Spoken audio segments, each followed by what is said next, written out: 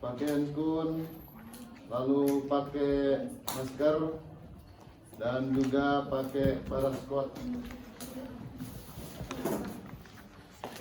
Setelah itu amankan pasien, amankan lingkungan, jauhkan dari tempat yang berbahaya, dari jarum, dari tabung oksigen, yang terlalu dekat bisa ketinggang tentunya.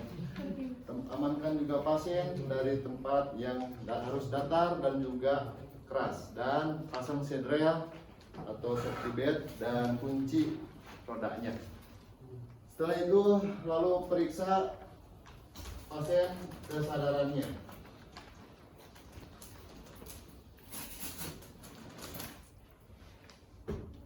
Pak, pasien tidak sadar, aktifkan code blue, help, call for help. Ada pasien tidak sadarkan diri, lalu kita cek. Setelah itu cek dari apakah terjadi cedera servikal atau tidak. Kalau terjadi cedera servikal, tanda-tandanya pasiennya ini ada jejak di kepala disertai dengan penurunan kesadaran.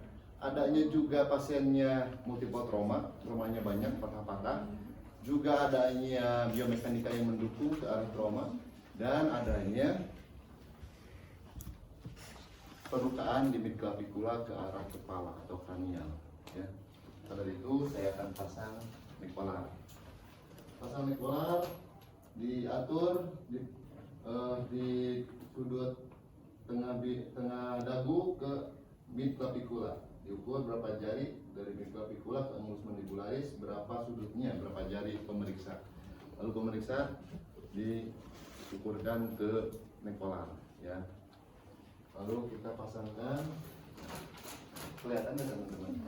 Kalau kelihatan berdiri.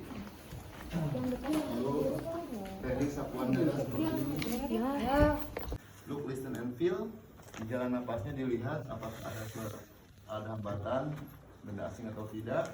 Lalu di listen, dengarkan ada suara napas tambahan atau tidak, terasa atau tidak napasnya.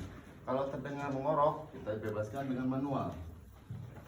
Ini jaw thrust namanya. Ini di zygomatikus, ini di angulus mandibularis.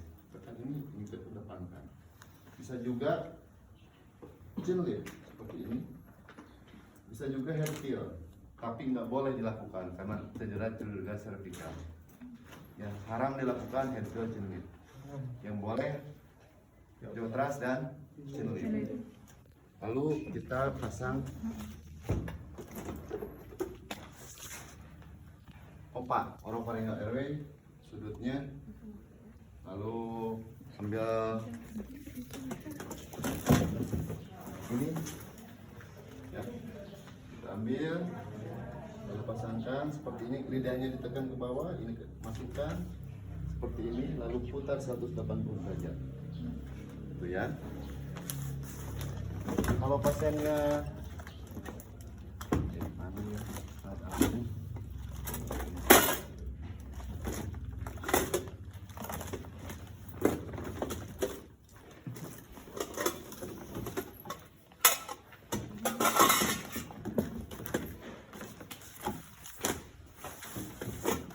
ada yang lihat opa, teman-teman?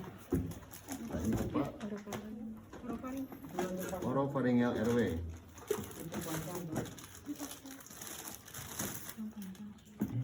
MPA, sorry. Yang satu lagi.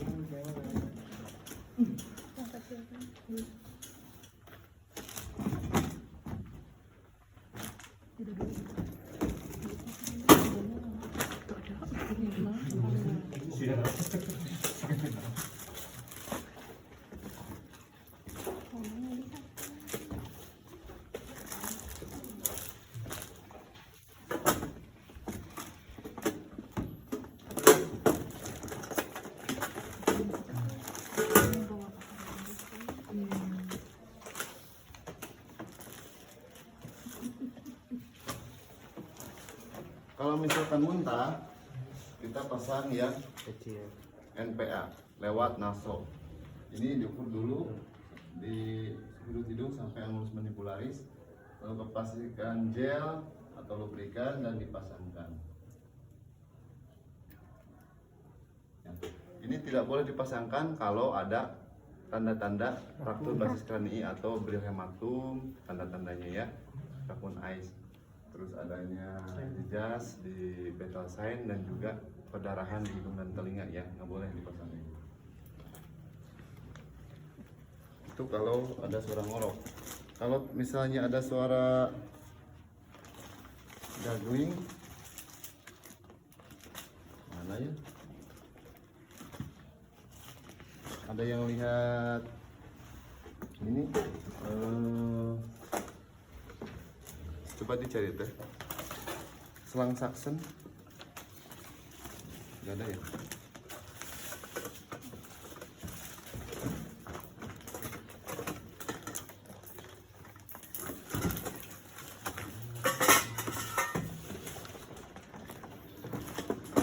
Tidak ada ya? Kalau ada gargling, gunakan Saxon ya. Masukin selang Saxon. Selangnya tidak boleh sampai tidak terlihat ujungnya, harus selalu terlihat dan dihitung 15 detik. Ketika sudah 15 detik cabut. Ya. Gargling lagi, masukin lagi 15 detik hitungannya. Setelah itu cek lagi look listen and feel, dilihat, didengarkan dan dirasakan di jalan napasnya. Kalau sudah aman, boleh sementara kita ke breathing. Breathing, lihat dadanya, rasakan napasnya dan dengarkan ada suara napas atau tidak. Kalau sesak napas, kita pakai oksigen. Kalau kurang napasnya, kurang dari 10 kali per menit, kita kasih rescue breathing. 1.000, 2.000, 3.000, 4.000, 5.000, 1.000, 2.000, 3.000, 4.000, 2.000, 1.000, 2.000, 3.000, 4.000, 3.000, 4.000, 20 kali dalam 2 menit. Kalau sesak, kita pakai gunakan yang NRM, non rebreathing mask. Ini 12 kali, 10 sampai 12 kali per menit literannya dan konsentrasi oksigennya 95% ke atas. Setelah itu cek lagi look listen and feel apakah ada sesak atau tidak. Kalau masih makin sesak, karena ketika trauma kita cari penyebab sesak yang lain dengan cara lu diinspeksi dulu ya, di pemeriksaan fisik. Inspeksi dadanya, ada sesak enggak, ada jejas enggak, ada perlukaan enggak, ada deviasi trakea enggak, ada sianosis enggak, dan juga cuping hidung terlihat atau enggak. Itu dilihat atau diinspeksi. Juga diauskultasi menggunakan stetoskop. Auskultasi di area yang sehat dulu, yang mengembang dulu, yang tidak cedera dulu. Misalnya di area kiri, suara napas yang normal itu vesikuler, yang abnormal tidak terdengar biasanya, atau no sound, atau menjauh atau redup. Lalu di perkusi di yang normal dulu, suaranya ini sonor. Yang nggak normal itu dullness, penumpukan cairan, atau hipersonor, atau penumpukan udara. Dan juga di palpasi ada krepitasi atau tidak. Kalau ada penumpukan udara di ICS ke 5 mid axillaris anterior yang ditusuk oleh jarum nomor ukuran 14.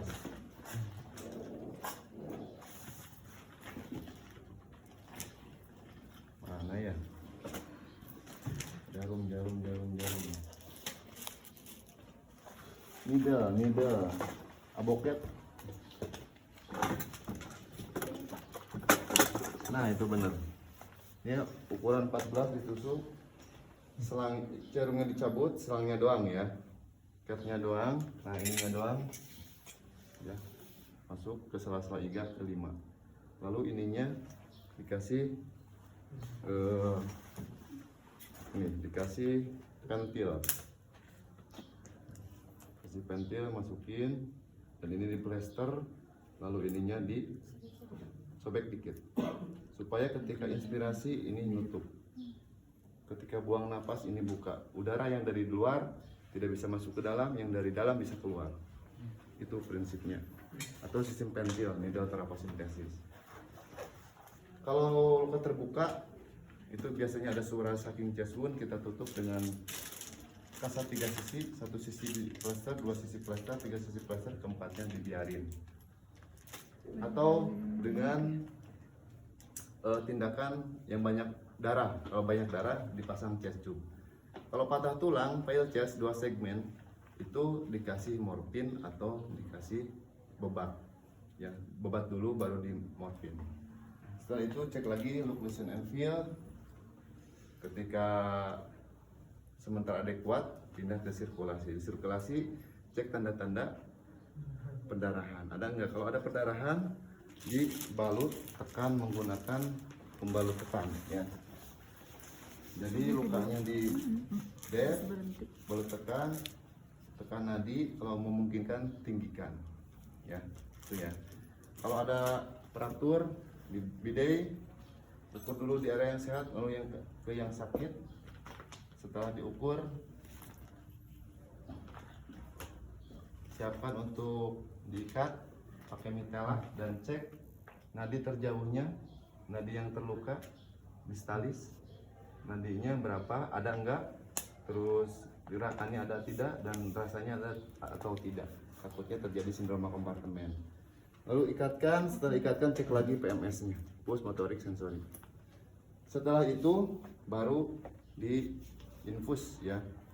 Infus kalau ada tanda-tanda shock tadi ya, CRT lebih dari 2 detik, akral dingin, nadi cepat lebih dari 100, terus cyanosis juga, maka kita pasangkan infus 2 jalur ya. Sebelum dipasangkan, ambil dulu sampel darah untuk mengetahui golongan darah, takutnya nanti membutuhkan darah banyak ya.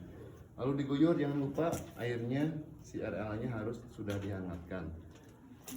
Setelah itu ambil kateter, pasang kateter, tapi harus ingat ketika terjadi ruptur uretra tidak boleh dipasang kateter. Mana ya?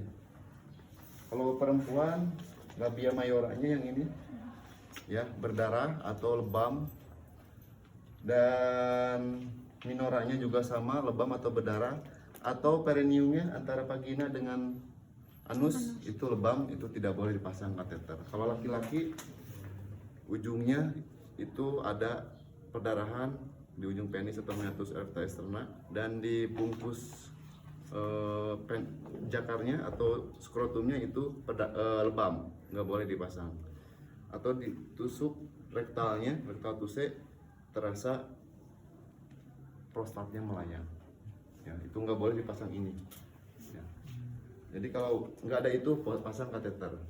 Kateter normalnya 0,5 per kilogram berat badan per jam untuk dewasa. Untuk anak-anak 1 ml atau 1 cc per kilogram berat badan per jam. Kalau untuk bayi 2 cc per kilogram berat badan per jamnya. Kalau saya 80 berarti 40 cc harus keluar setiap jamnya. Kalau enggak berarti ada shocknya, harus terus ditambah. Dan ingat, cairan pertama yang keluar harus dibuang karena sisa hasil metabolisme, jangan dihitung. Yang berikutnya baru dihitung. Setelah itu cek lagi look, listen and feel. Dari airway, breathing, sirkulasi. Kalau sementara clear, ke disability. Di disability kita cek pupil. Mana pupilnya tadi ya? Nah, pupil dicek, ya, dilihat, dibuka dulu ya, dilihat yang ininya gini, mengecil atau tidak, dilihat dari ukuran ini. Kalau lebih dari 3 mm berarti ini terdapat kerusakan otak ya, atau midriasis, orang meninggal pasti gitu, batang otaknya hancur. Setelah itu GCS ya, Glasgow Coma Scale. Pergerakan mata, motorik, dan verbalnya, sensorik yang lebih ya. Normalnya 15, paling rendah 3. Belajar lagi itu ya. Lalu setelah itu cek lateralisasi, dipegang tangannya, dikeataskan, jatuh atau tidak ya. Setelah itu kalau jatuhnya berbarengan berarti tidak ada tanda-tanda kelumpuhan, tapi kalau hanya satu yang jatuhnya atau enggak berbarengan, itu ada tanda kelumpuhan atau lateralisasi. Setelah itu cek lagi di exposure. Exposure semuanya kita tutup dan buka semuanya ya, dipretelin semuanya, jangan lupa cegah hipotermia, dan cari bentuk tumor luka sakit dengan cara robrol tadi ya. Kalau beres semuanya A, B, C, D, E selesai, baru ke secondary survey. Kita tanya-tanya di secondary survey pasiennya apakah keluhannya yang dirasakan terakhir itu apa, obat terakhir yang diminum apa, makanan terakhir yang dimakan apa, penyakit penyerta ada tidak, diabetes, hipertensi, asma misalnya, atau adanya kejadiannya kronologisnya seperti apa kalau ada kecelakaan. Nah setelah itu baru kita head to toe pemeriksaan fisik ya, inspeksi, auskultasi, perkusi, palpasi, mulai dari ujung kepala sampai kaki. Setelah itu baru kita periksa, setelah itu periksa tanda-tanda vital. Setelah tanda-tanda vital kita cek untuk foto ronsen ya, mana yang terjadi celaka misalnya kepalanya, leher, dada, tangan, itu di ronsen. Setelah itu kita kirim ke ruang operasi untuk tindakan kalau ada tadi dicurigai trauma, dan didokumentasikan data action dan responnya. Seperti itu teman-teman ya, banyak kan.